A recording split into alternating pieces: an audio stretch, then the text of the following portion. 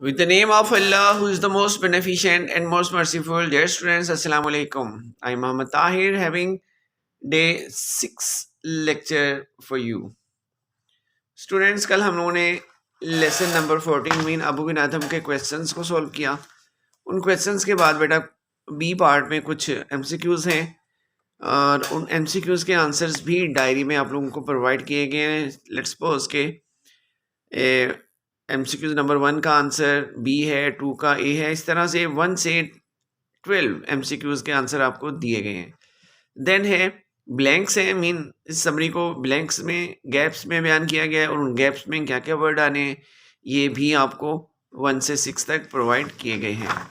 Next question है कि आपने डिड्यूस्ड मीनिंग और डिक्शनरी मीनिंग लिखने हैं। एक तो आपने खुद गेस करने हैं, दूसरा डिक्शनरी से एक्यूरेट मीनिंग जो है वो आपने लिखने हैं।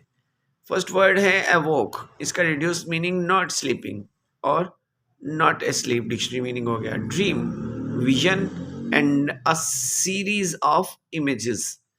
Moonlight, the light of moon, the light of the moon. Accord, unity को कहते हैं, formal agreement को कहते हैं। cheerily, happily, in a happy way.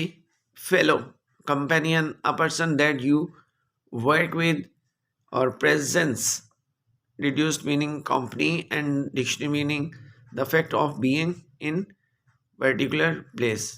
So student, that was the lesson for the day. Till tomorrow. Allah Hafiz and fi amanillah.